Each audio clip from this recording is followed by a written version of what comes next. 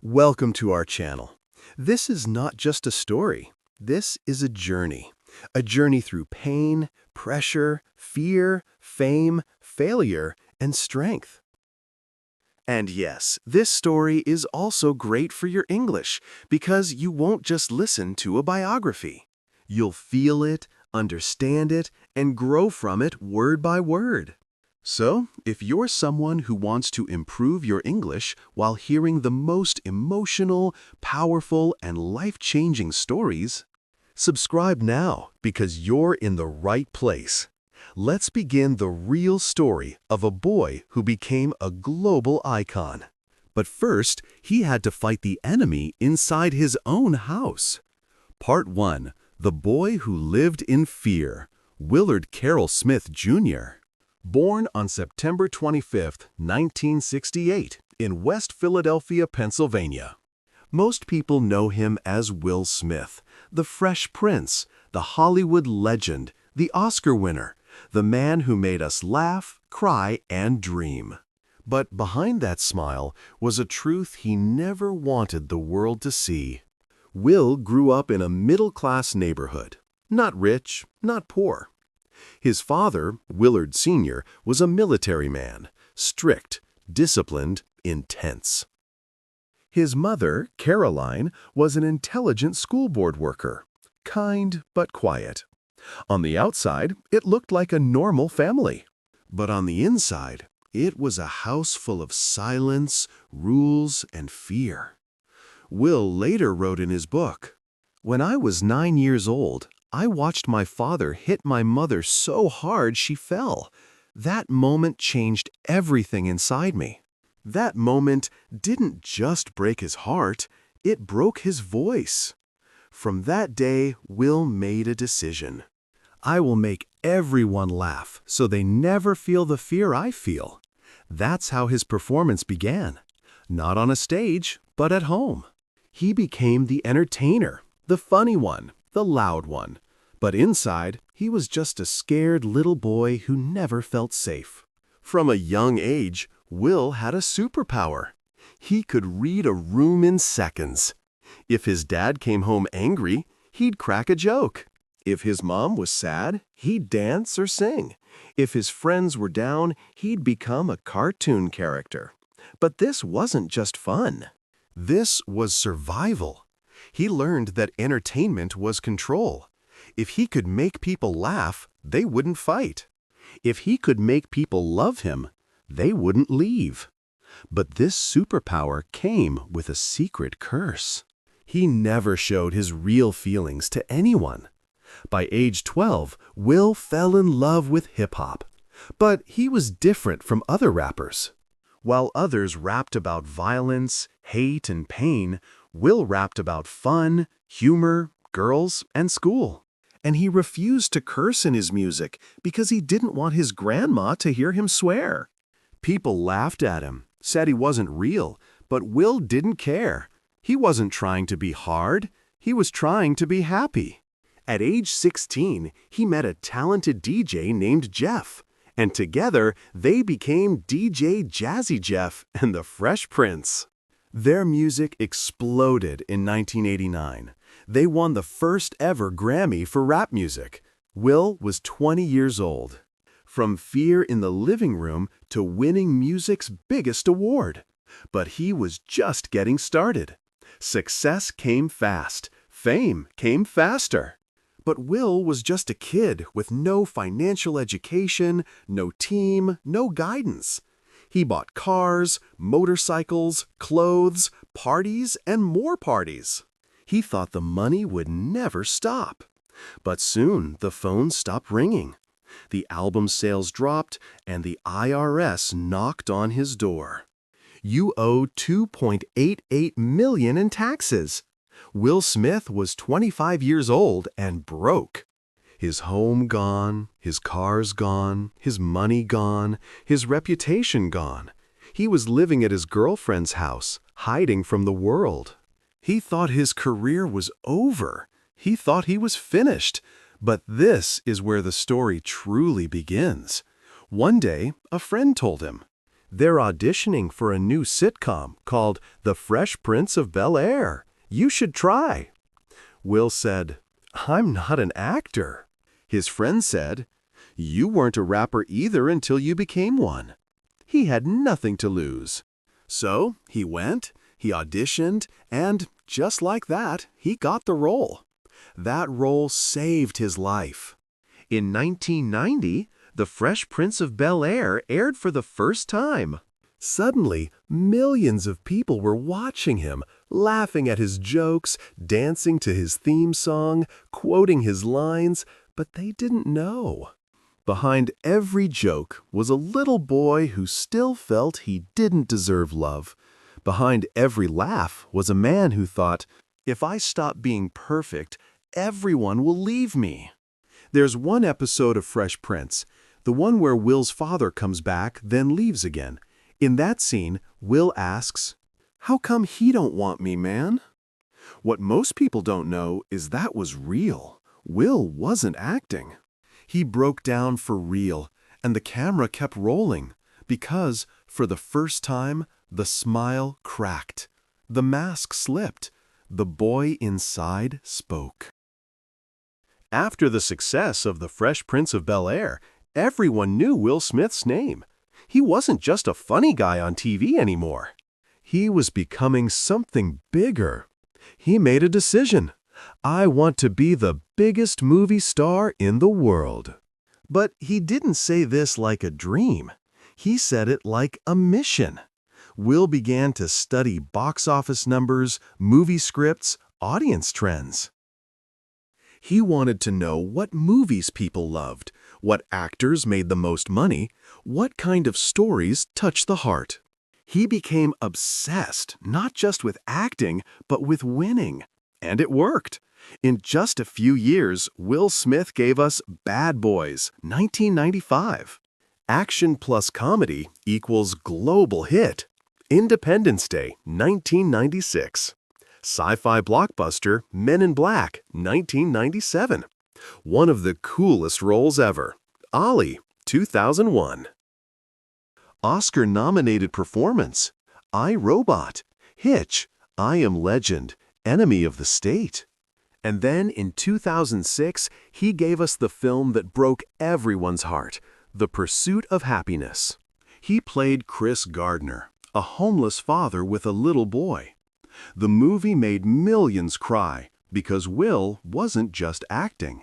He was that boy trying to make his father proud, trying to feel safe, trying to prove he was good enough in pursuit of happiness. In Pursuit of Happiness, there's a scene where Will says to his son, "Don't ever let somebody tell you you can't do something, not even me." That line, he wasn't saying it to the character. He was saying it to his real self, to that 9-year-old boy inside, still afraid of disappointing his father. Now, Will Smith was the most bankable movie star in the world. He had the money, the respect, the power, the fans, the fame. But inside, he still felt broken. Why? Because the one thing he wanted most, his father's love, was still missing. His father, the man who taught him strength, was also the man who made him afraid to cry. Will said, "I never forgave him until the day he was dying." Years later, his father got cancer. Doctors said he had 6 weeks to live. Will stayed by his side, fed him, talked to him, held his hand, and slowly something changed. Will wasn't afraid anymore. He looked at the man who once scared him and said, "I forgive you." In that moment, the little boy inside him finally let go. It wasn't about money. It wasn't about movies. It wasn't about being number one. It was about peace. Behind the scenes, Will was married to Jada Pinkett Smith. They had 2 kids, Jaden and Willow, both famous in their own way. But the marriage, it wasn't perfect. They had arguments. They took breaks. There were rumors. There were tears. Will was trying so hard to be the perfect father, perfect husband, perfect man, that he forgot to be himself. He wrote, "I was trying to fix everything, but I never fixed myself." He still smiled in interviews, still made jokes, still inspired millions. But in private, he broke down. He cried. He asked himself, "Why am I still not enough?" He had everything the world dreams of, but he didn't have the inner peace that money can't buy. In 2022, Will went to the Oscars. He was nominated for playing the father of Venus and Serena Williams in King Richard. Chris Rock, the comedian, made a joke about Will's wife, Jada. At first, Will laughed. Then something snapped inside him. He walked up on stage and slapped Chris Rock in front of the entire world. Silence, shock, shame. People didn't know what to say. Was this the same Will Smith? That slap wasn't about one joke. That slap came from years of fear, years of pretending, years of trying to be perfect, years of not being able to say what he really felt. It was a cry for help. But it was also a fall from grace. Will Smith had it all, but lost his image in 1 second. Now the world asked, who is he really? Is he a good man, a bad man, a broken man, or just human? Part 2. The slap that shook the world and broke the mask forever, and the world watched stunned. This was Will Smith. The man we all loved, the role model, the charming, funny guy. Now he was angry, out of control, unrecognizable. Just minutes later, Will won the Best Actor Oscar for King Richard. He cried on stage. "Love makes you do crazy things," he said. But even as he held that golden trophy, he felt no victory, only shame. That night, Will Smith didn't sleep. He sat alone and asked himself questions that would change his life forever. Yes, the slap shocked the world. But Will later said that slap didn't come from that moment. It came from a history of not being able to express myself. He was not angry at Chris Rock. He was angry at himself, his past, his fear, his silence, his pain. He said, "I was trying to protect the image of a perfect man, but that man never existed." The next day, Will posted an apology. He didn't blame anyone. He didn't defend himself. He said, "I was wrong. I am embarrassed, and my actions are not who I want to be." He apologized to Chris Rock, the Academy, the audience, his fans, and himself. After that day, Will disappeared. No interviews, no red carpets, no movies, no noise, just silence. He stayed home. He looked at his life. He looked at his pain. He sat with his emotions, the ones he had hidden for 40 years for the first time. He didn't try to be funny. He didn't try to be perfect. He just tried to be real. What he said in his own words, "The hardest thing I've ever done is forgive myself. I always thought love meant performance. Now I know love is truth. I've never been more broken and never been more free." He began to meditate. He spent time with his family. He spoke to spiritual leaders. He read, wrote, cried, and finally told the truth. He said, "I realized my whole life was a performance. The smile, the charm, the perfection. I was trying to make people love me because I didn't love myself." This was not a celebrity crisis. This was a soul crisis. Will Smith showed the world something very rare. You can be rich and still feel worthless. You can be famous and still feel unseen. You can be loved by millions and still hate yourself. And most importantly, you can make one mistake and still come back stronger if you're human. You'll fall, but if you're brave, you'll stand up again. He forgave himself, but forgiveness is never complete until you face the person who knows your darkest parts and stays anyway. For Will, that person was Jada, his wife, his partner, his mirror, and their story is not the perfect Hollywood love story you might imagine. It's complicated, messy, painful, and honest. Will met Jada in the 1990s when he was still married to his first wife, Cherie. He and Cherie had a son, Trey. But Will's heart was already drifting toward Jada. After his divorce, he and Jada got together quickly. They seemed like the perfect couple. Strong, rich, famous, powerful. They got married. They had 2 children, Jaden and Willow. But from the beginning, something didn't feel right. Will wanted a traditional family. Jada wanted freedom. Will wanted to protect her. Jada wanted to protect herself. They both loved each other, but they didn't always love the same way. For Jada's 40th birthday, Will spent 3 years planning a surprise. He hired people, wrote a documentary, invited celebrities. It was going to be the most magical birthday ever. But when the big day came, Jada didn't smile. She didn't celebrate. She felt like she was on stage again.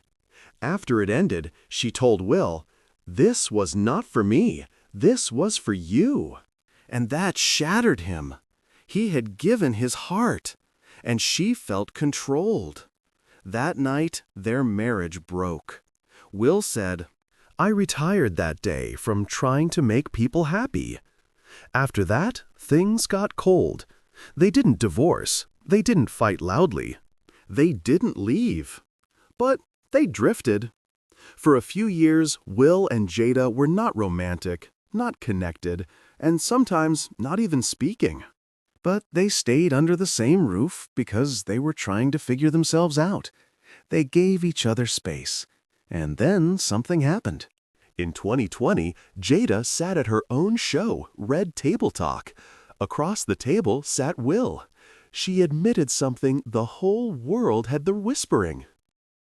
During their break, she had a relationship with a younger man, August Alsina. She didn't call it an affair. She called it an entanglement. And the world exploded. Memes, hate, mockery, shame. Will sat across from her, eyes red, silent, trying to breathe. But he didn't leave. He didn't yell. He just listened.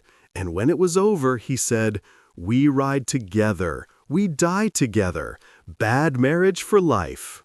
A joke, a truth, a tragedy, Will later admitted. Our marriage was a performance. I was playing a role, she was playing a role, we were both acting. He believed love means sacrifice. She believed love means truth. They were building something beautiful, but using different blueprints. And that's why the house kept falling down. After the Oscar slap, many people said he did it for Jada. She made him do it. He was protecting her. But Will said, "No, she didn't ask me to do anything. That moment was mine. That pain was mine." Jada didn't stop him, but she didn't push him either. It was his moment and his breaking point. He later said, "I was so used to holding everything inside that when it exploded in the wrong place at the wrong time, in front of the whole world." After everything, the fame, the family, the fall, Will and Jada chose something simple: honesty. They stopped trying to fix each other. They stopped trying to protect the image. They started telling the truth even when it hurt. Jada said, "We are partners, not prisoners." Will said, "We are learning how to love without needing control. They're not perfect. They're not fake. They're not done. They are trying. Trying to heal, trying to be whole, trying to be human together." He was no longer chasing trophies, not box office records, not awards, not applause, not likes, because after the slap, after the public shame, after the marriage storms, Will Smith discovered something he had never truly known: silence. And in that silence, he found something more powerful than Hollywood. He stopped running from interviews, from cameras, from performance. He sat, he breathed, he listened to his own thoughts. And, for the first time, he began to understand. My whole life I thought success was love, but love is not earned through work. It is received through truth. He had spent years performing for the world. Now he was learning how to show up for himself. He traveled not for premieres, not for red carpets, but for peace. He went to remote places. He read books that challenged him. He spoke to monks, healers, guides, and elders, not to get advice, but to learn how to stop talking and start feeling. He journaled every day, sometimes pages full of pain, sometimes just one word: enough. When he finally spoke again publicly, his voice was slower, softer, calmer. He wasn't trying to be funny. He wasn't trying to win. He was trying to heal out loud. In one of his first deep interviews after the Oscars, he said, "Hurting someone in front of millions, it makes you face yourself in a way nothing else can. But maybe I needed it, because the version of me before that night was already cracking." Will began to look at his children, Jaden, Willow, and Trey, and ask himself, am I the father they need, or just the father I thought I should be? He stopped pushing them toward perfection. He started listening. Willow once told him, "Dad, I don't need you to fix my life. I just need you to see me." That sentence hit him harder than any Oscar night, because for the first time, he realized that being a strong father doesn't mean being in control. It means being present. Eventually, Will stepped back into movies, but he was different now, no longer hungry for attention, no longer obsessed with being number one. He wanted stories that felt true. He wanted characters that helped others heal, because now acting wasn't a mask, it was a mirror, he said. I don't want to be the best actor in the world. I want to be the most loving person I can be. The world saw him as perfect. Then they saw him break. Now they're seeing him become real. He's still learning, still growing, still apologizing, still asking himself hard questions. But that's what strength looks like now. Not a big smile, not loud confidence, not a superhero, just a man telling the truth. Part 3. The man who finally became himself. He doesn't speak to prove. He doesn't smile to hide. He doesn't perform to be loved, because now Will Smith is not trying to be a hero. He's just trying to be honest. There's a moment that changed everything for him. He was sitting alone. No cameras, no team, no fans, just silence. He opened his journal and wrote one sentence. If I died tomorrow, who was I really? And the answer wasn't a movie star. It wasn't a Grammy winner. It wasn't the Fresh Prince. It was this. I was a scared boy who became a strong man. But I had to lose everything first. He realized something painful and freeing. I was chasing the love I never gave myself. All his life, the jokes, the success, the charm, wasn't for the world. It was for that 9-year-old boy who saw his mother get hit and promised to smile so no one ever felt pain again. But now he doesn't smile to protect. He smiles to reflect. He became the light. Not because life got easier, but because he finally stopped running from the darkness. Success is quiet. He used to believe success was noise. Big numbers, big fame, big shows. Now he believes success is peace. The ability to sleep at night without shame. The ability to laugh without pretending. The ability to love without performance. Love is not a reward. He spent years trying to earn love. Now he knows the people who love you will love you as you are, not when you're perfect. Not when you're famous. Not when you never fall, but when you show them your soul. The pain is the path. He tried to avoid pain all his life. Now he understands. Pain is not the enemy. Pain is the teacher. Pain is the doorway. Pain is what turns a boy into a man. Will Smith doesn't care about being a legend anymore. He cares about being free. Free to speak, free to feel, free to love, free to cry, free to be wrong, free to be real. He once ruled the world by performing. Now he touches the world by telling the truth, what you can take from his story. 1. You are not your past. Even if you were broken, even if you made mistakes, you can rewrite your story. 2. You don't need to impress the world. You just need to love the person in the mirror. 3. Your deepest wound might become your greatest power, but only if you stop hiding it. 4. There is no perfect. There is only truth. 5. You can fall loudly, publicly, painfully, and still rise again, but this time as your true self. He made us laugh. He made us cry. He made us dance. He made us believe. But his greatest gift, he showed us what happens when the mask finally comes off, not just from his face, but from his life. Now he lives without one. This is the end of Will Smith's story. But it's also the beginning of something more.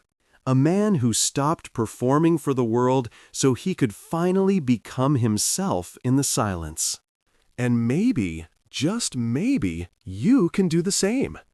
Thank you for listening to this emotional, powerful, and unforgettable story of Will Smith. From childhood fear to global fame, from perfection to truth. If this journey touched your heart, you already know what to do. Now go live your story. Not the one that's perfect, but the one that's real. The world needs that one. Subscribe now, because this channel is here for real stories, real emotions, and real lessons that help you grow not just in life, but forever.